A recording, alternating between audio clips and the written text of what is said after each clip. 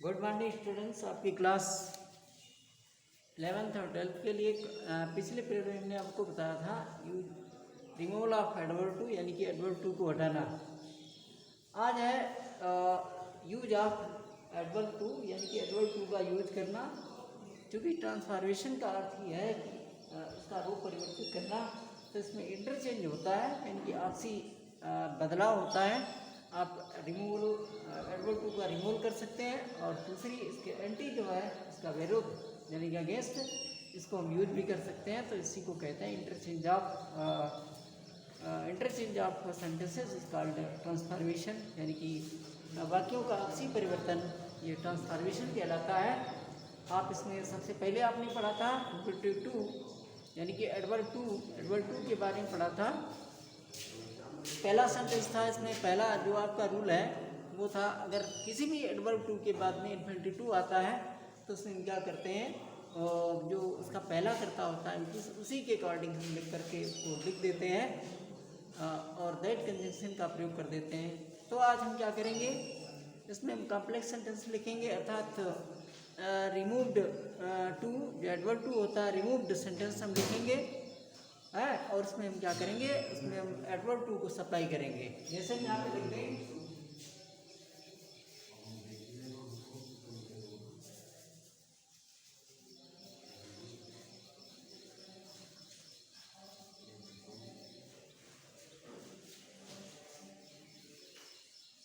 इसमें लिखा है आई एम टू टायर्ड, ठीक है, टू वॉक। तो इसमें आपने देखा, इसमें जो सो लिखा है, तो आपने जब रिमूव टू किया था तो टू को हमने क्या किया था, इसमें सो का यूज कर दिया था।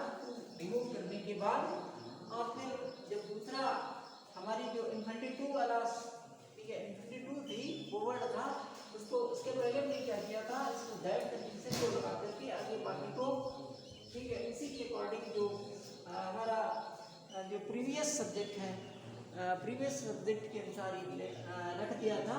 तो इसमें हम क्या करेंगे, क्योंकि इसमें हम सो को हटाएंगे, अर्थात इसमें एडवर्ब टू का यूज करेंगे, तो सो की जगह हम क्या करते हैं, टू का प्रयोग करेंगे। तो क्या लिखेंगे, आई एम टू, उसके बाद tired, I am too tired. और ये जब दैट हटाएंगे, दैट शब्द में यहाँ पर हम टू का प्रयोग करेंगे, और टू के बाद में आगे हम वर्ब लेंगे, तो I am too tired to walk, WAK। ये पहला नहीं हुआ। और दूसरा सेंटेंस लेते हैं, she is so busy that she can not hear you. निकाल paper, she is too busy to, she is so busy that she can not hear you, के तब इतनी व्यस्त है कि आपकी बात नहीं सुन सकती है। तो इसमें क्या करेंगे, इसमें सो हटाएंगे, सो की जगह पर टू का प्रयोग करेंगे, दैट हटाएंगे, इन्फिनिटिव टू लिखेंगे, आगे ये वाली वर्ब लिख देंगे। तो क्या लिखेंगे, she is too busy to hear you. आपने देखा कि उसमें हमने क्या किया, उसमें सो हटाया, एडवर्ब टू का यूज किया, और दैट कंजंक्शन हटाया, उसकी जगह पर इन्फिनिटिव टू लिखा, आगे जो हमारी मेन वर्ब है इसको लिख देते हैं। इस प्रकार से ये आपका जो फर्स्ट रूल है उसके अकॉर्डिंग हमने लिख दिया। उसके बाद हमने दूसरा पढ़ा था, अगर किसी भी सेंटेंस में, अगर आपका कोई भी सेंटेंस जो कॉम्प्लेक्स सेंटेंस है, यानी कि जो रिमूव्ड एडवर्ब टू है, यानी कि एडवर्ब टू उसमें हटा दिया गया है, और उसमें यदि आपका पैसिव फॉर्म में दिया गया है, तो हम क्या करेंगे, उसको पैसिव फॉर्म दिए होने पर जब हम सप्लाई करेंगे एडवर्ब टू का, यानी सब एडवर्ब टू को जिसमें ऐड करेंगे, तब हम क्या करेंगे, उसको भी हम पैसिव फॉर्म में बनाएंगे। जैसे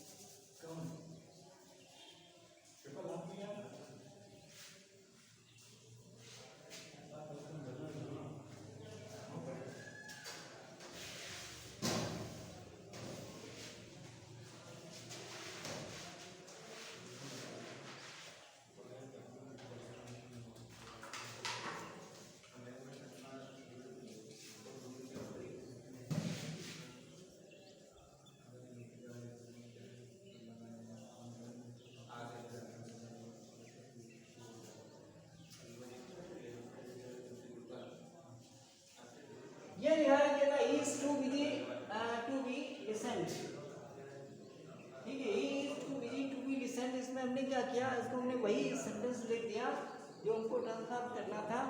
और इसका जब हम उल्टा लिखेंगे यानी कि इसमें हम एडवर्ब टू रिमूव करेंगे तब क्या लिखेंगे, ही इज, टू को सो लिखेंगे, सो बिजी दैट, फिर यही लिखेंगे यही वाला subject that he can not B listened, LISTENED। तो आपने देखा कि इस सेंटेंस को अगर लिख दें और इस सेंटेंस को, क्योंकि इसमें रिवॉल्व किया गया एडवर्ब टू का, इसको अगर हम लिखते हैं तो इसको लिखने के बाद जब हम इसमें सप्लाई करेंगे एडवर्ब टू, तो इस प्रकार से इस वाले सेंटेंस को लिखेंगे।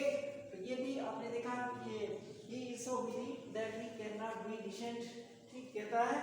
ये आपका जो ट्रांसफॉर्म्ड है यानी कि एडवर्ब टू रिमूव्ड है, और जो रिमूव्ड है ये आपका सेंटेंस कैसा है, ये पैसिव फॉर्म में दिया गया है। और जो आपका जो सिंपल सेंटेंस लिखा है यानी कि इसमें यूज किया गया एडवर्ब टू को सप्लाई किया गया है, ये भी आपका सेंटेंस पैसिव फॉर्म में। दूसरा सेंटेंस लेते हैं,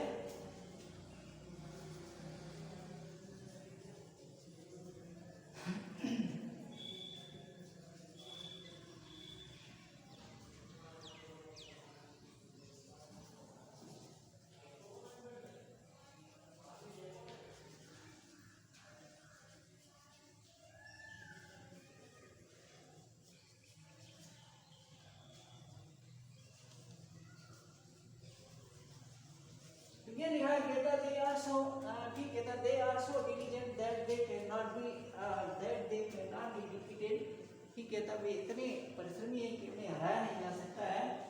तो इसमें आपने क्या किया, सो लिखा, सो का मतलब इसमें हमने एडवर्ब टू को हटाया, और जब हमने एडवर्ब टू को हटाया ठीक है तभी हमने क्या किया, सो लिख दिया। तो इसमें जब हम एडवर्ब टू सप्लाई करेंगे तो सो हटाएंगे, सो की जगह टू लिखेंगे, एडवर्ब टू लिखेंगे, और ये दैट के दूसरे हटाएंगे तो हम क्या लिखेंगे, इसमें भी हम टू लिखेंगे। और क्योंकि हमारा पहला भी डिफीटेड है, ये पैसिव फॉर्म में दिया गया है, तो आगे टू लगा के इसको पैसिव फॉर्म में लिखेंगे, तो हम क्या लिखेंगे, they are too diligent, they are too diligent to be defeated, DEFEATED। तो आपने देखा इसमें अगर पैसिव फॉर्म में कोई सेंटेंस दिया है तो तुम क्या करते हैं, पैसिव फॉर्म में ही एडवर्ब टू को अप्लाई करते हैं। दूसरा आपने पढ़ा था अगर किसी भी सेंटेंस में ओवर लिखा है या एक्सट्रीमली लिखा है या बियॉन्ड द प्रॉपर लिमिट लिखा है तो इसमें क्या करते थे, तब हम इसमें सो का प्रयोग करते थे। और जब इसका इंटरचेंज करेंगे यानी कि इसमें हम जब सो को रिमूव करेंगे तो इसमें हम क्या करेंगे, एडवर्ब टू का यूज करेंगे। और जब एडवर्ब टू का यूज करेंगे, और इसके पहले आपने ये भी पढ़ा था जो एडवर्ब टू के बाद में अगर किसी भी सेंटेंस में इन्फिनिटिव टू नहीं होता है तो उस कंडीशन में हम क्या करते हैं, न होने पर ही हम एक्सट्रीमली या ओवर या बियॉन्ड द प्रॉपर लिमिट का प्रयोग करते हैं। और इसमें आपने ये भी देखा था अगर आप एक्सट्रीमली का प्रयोग करते हैं तो एक्सट्रीमली के बाद आप एडजेक्टिव का प्रयोग करते हैं, अगर आप ओवर का प्रयोग करते हैं तो भी इसके बाद एडजेक्टिव का प्रयोग करते हैं। अगर आप बियॉन्ड द प्रॉपर लिमिट लिखते हैं तो उसके पहले हम एडजेक्टिव का प्रयोग करते हैं। जैसे हम देखते हैं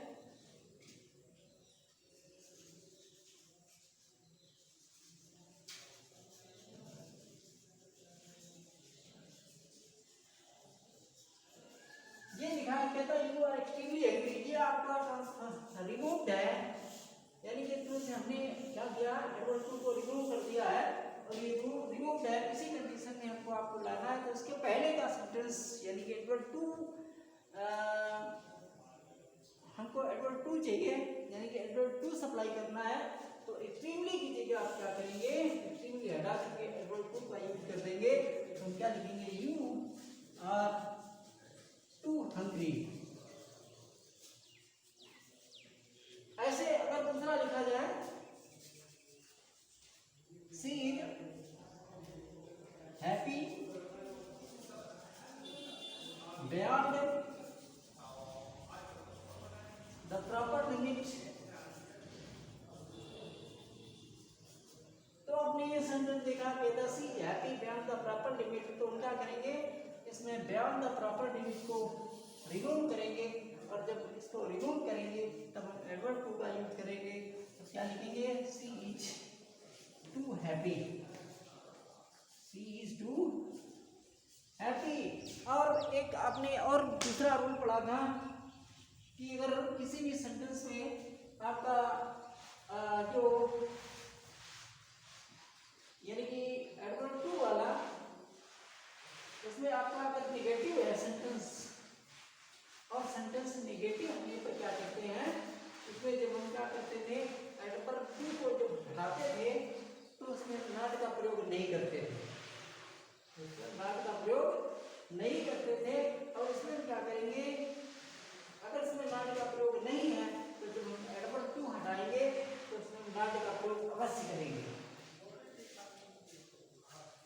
जैसे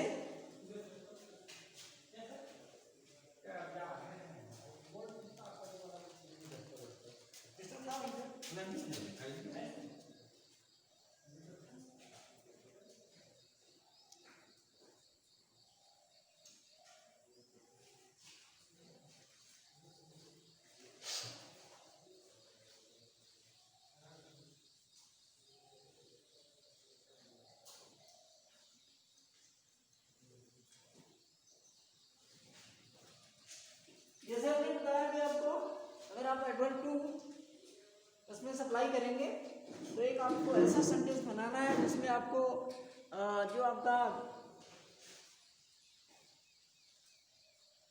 जो आपका एडवर्ब टू वाला है वो सेंटेंस नेगेटिव होना चाहिए। और नेगेटिव होने पर क्या करते हैं जो आप उसको एडवर्ब टू को जब रिमूव करेंगे तो उसमें आपका नेगेटिव उसमें नहीं होना चाहिए, तभी इसको नेगेटिव रखेंगे। जैसे the man is so tall that he can catch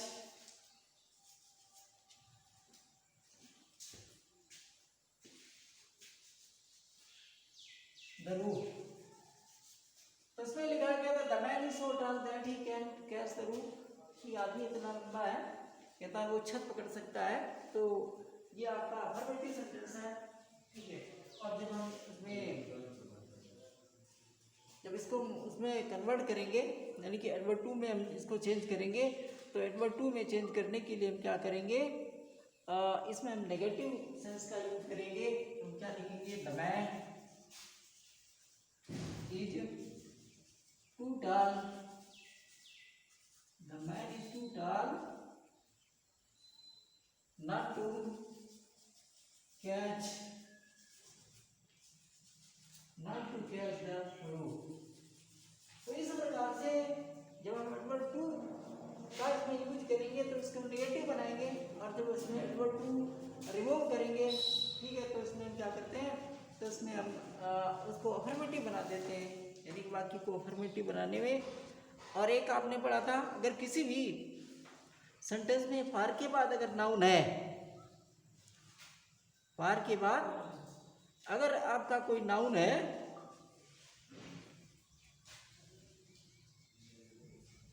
तो हम क्या करते हैं अगर वो फार के बाद नाउन है और फार के बाद नाउन होने पर इसको थोड़ा डिफरेंट यानी कि अलग तरीके से उसका हम कंस्ट्रक्शन करते हैं, उसका निर्माण दूसरे तरीके से करते हैं। जैसे हम यहाँ पे लिखते हैं his sorrow is so deep that he cannot express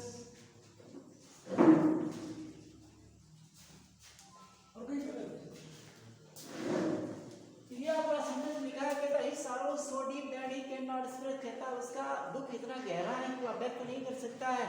तो इसमें आपने सेंटेंस लिखें या स्पीक करके लिख देते हैं, तो उसमें हम जब एडवर्ब टू का यूज करेंगे तो उसमें बस यही करते हैं, जिसमें फार का प्रयोग करते हैं, फार प्लस नाउन लिखेंगे। तो क्या लिखेंगे? हिज सॉरो इज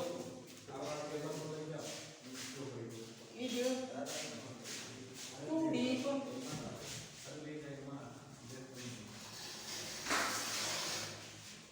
ठीक है, is sorrow is too deep for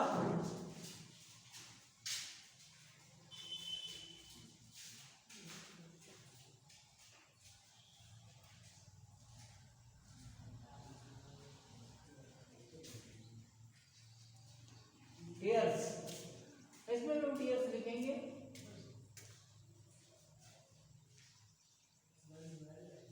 in tears. इसमें हम क्या करेंगे? For tears. तो आपने इसको देखा कि the sorrow is so deep that he cannot express in tears। ठीक है, तो इसका दुख इतना गंभीर है कि वह आंसुओं में व्यक्त नहीं कर सकता है। तो जब हम इसको एडवर्ब टू इसमें हम अप्लाई करेंगे तो ये लिखेंगे sorrow is too deep for tears। इसी प्रकार से आप अगर दूसरा सेंटेंस लें, his bravery is so famous that he cannot speak in words। कहता है इज फेमस, इज ब्रावरी इज ठीक है so famous that he can not speak in word. कहता है उसकी बहादुरी इतनी प्रसिद्ध है कि वह शब्दों में नहीं बोल सकता है या व्यक्त नहीं कर सकता है। हम क्या लिखेंगे? इज ब्रावरी इज टू फेमस ठीक है, टू फेमस इन वर्ड्स। तो इस तरीके से आप इनका प्रयोग करेंगे। बस आपने पढ़ा रिमोल टू और सप्लाई टू, इनका इंटरचेंज आप अपनी एक्सरसाइजों को अपनी कॉपी पर प्रैक्टिस के लिए और वैसे भी आप लोग करें। ठीक है।